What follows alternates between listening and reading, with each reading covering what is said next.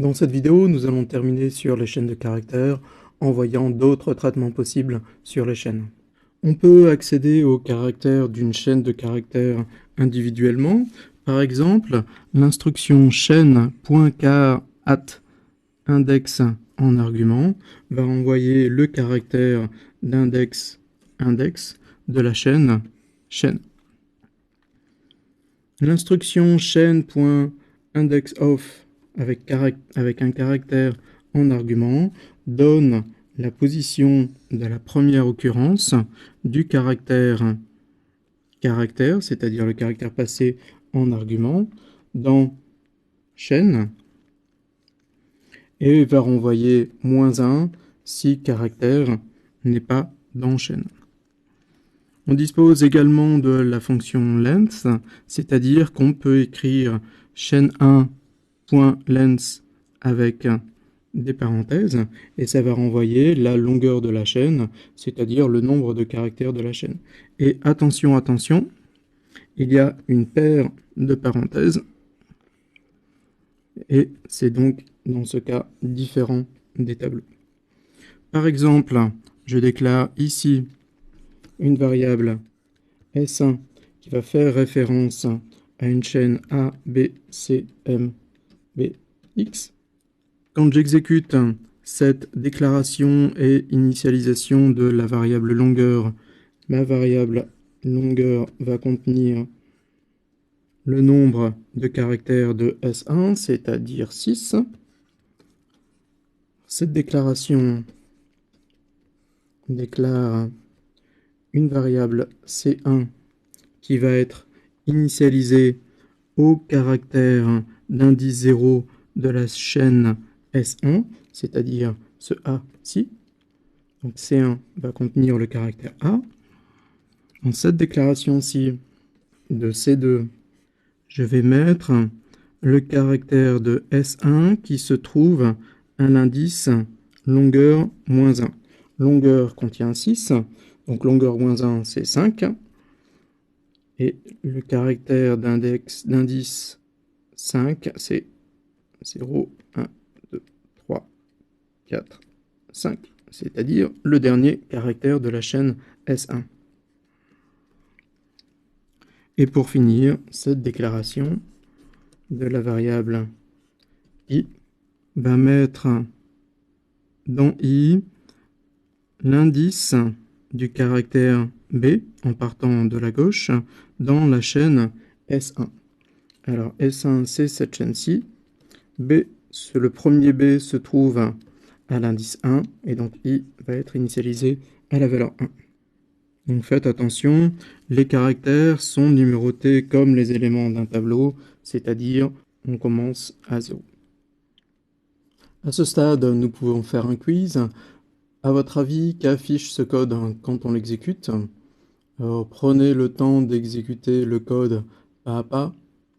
Je vous laisse réfléchir.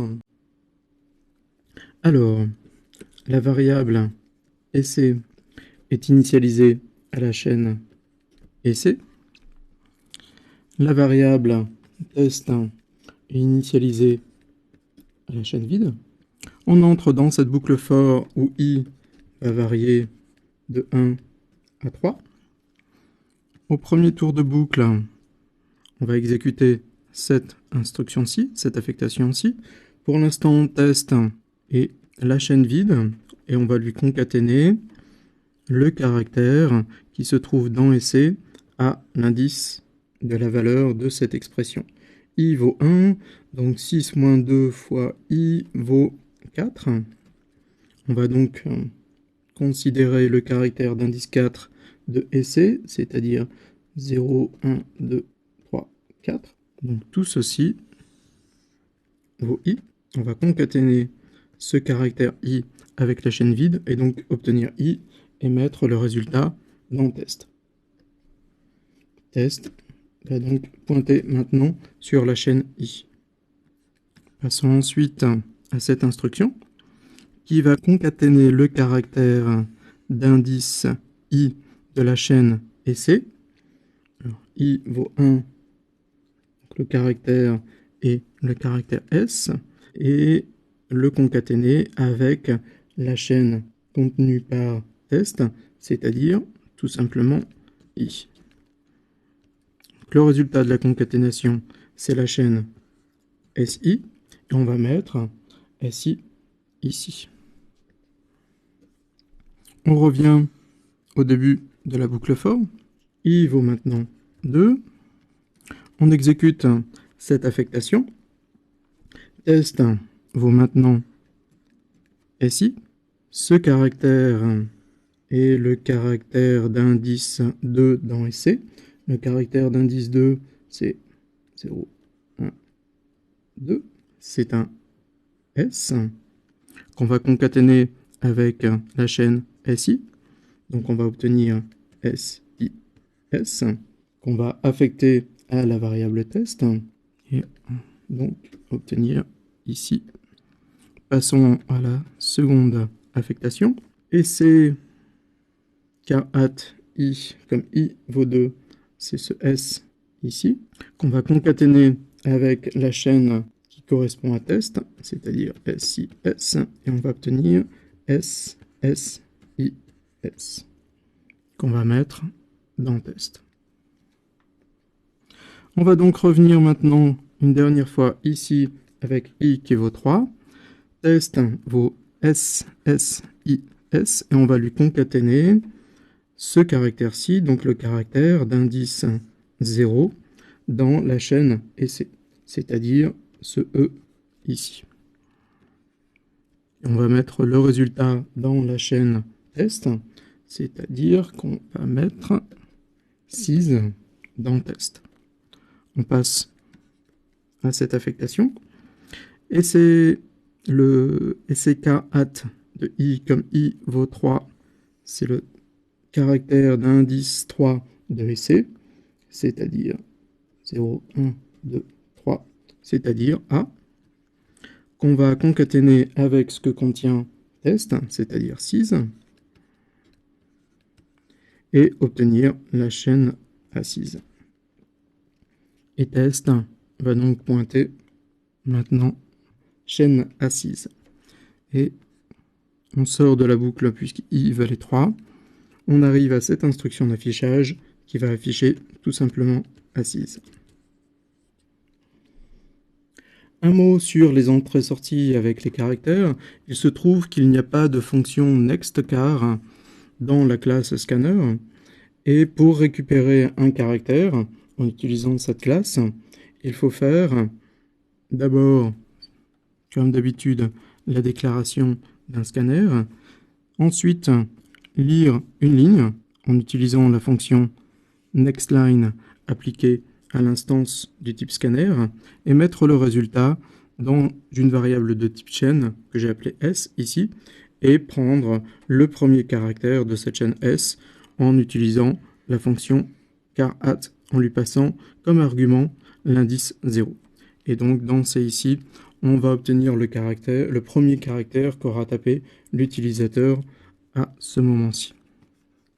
Un littéral introduit par l'utilisateur suite à une instruction de lecture avec un scanner par exemple n'est pas dans le pool des littéraux.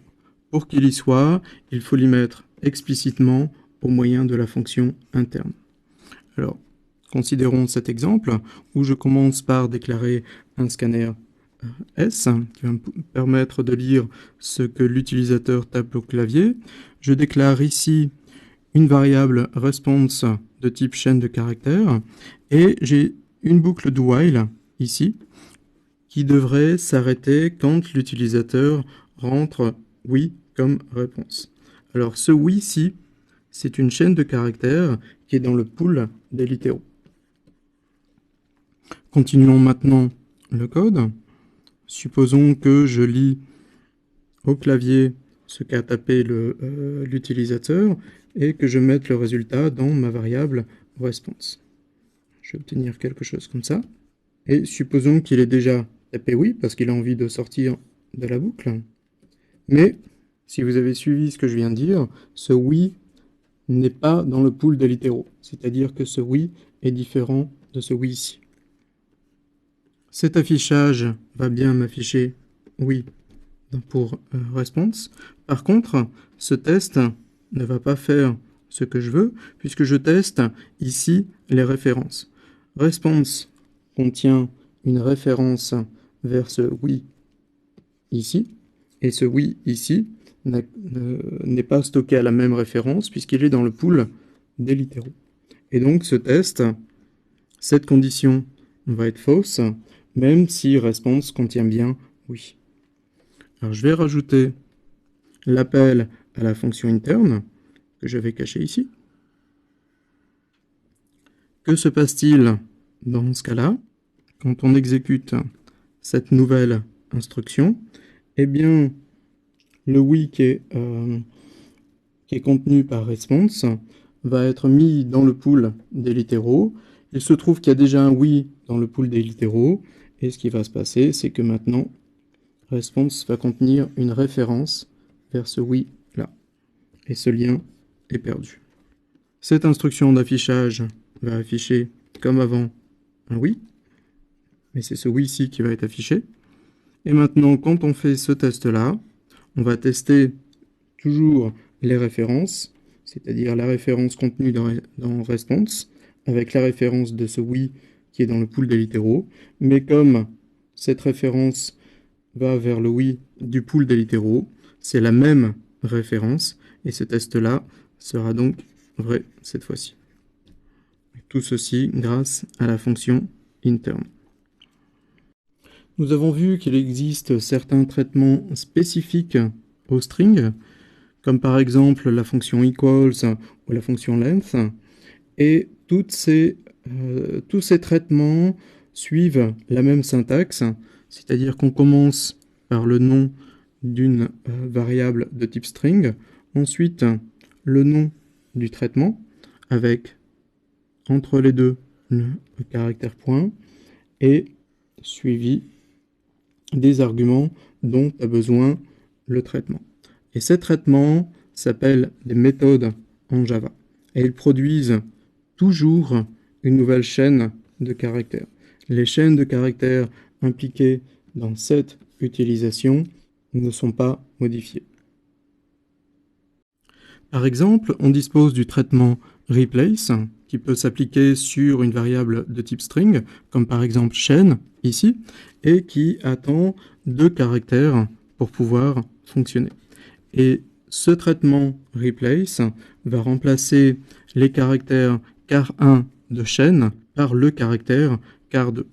Par exemple, si j'ai une chaîne exemple initialisée à abracadabra et que j'appelle ce traitement replace en lui passant le caractère A pour première valeur et le caractère étoile en deuxième, eh bien, ce traitement va me créer une nouvelle chaîne où il aura remplacé les A de abracadabra par une étoile. Et c'est exactement ce que j'obtiens ici.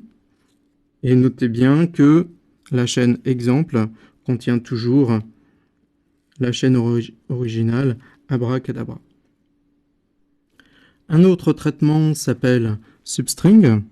Il s'applique aussi sur une variable de type string comme la variable chaîne ici et attend pour fonctionner 2 positions, les positions de 2 caractères, et ce traitement permet d'extraire une sous-chaîne de la variable placée ici. Alors par exemple, je déclare ici une variable exemple initialisée à la chaîne anticonstitutionnelle, et dans cette affectation ici,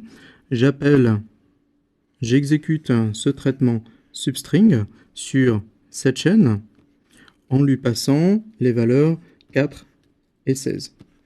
Alors, ça veut dire que je vais extraire la chaîne de caractères qui commence au caractère d'indice 4.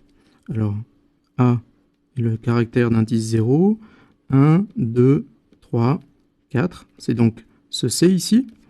Le caractère d'indice 16, c'est 5, 6, 7, 8, 9, 10, 11, 12, 13, 14, 15, 16.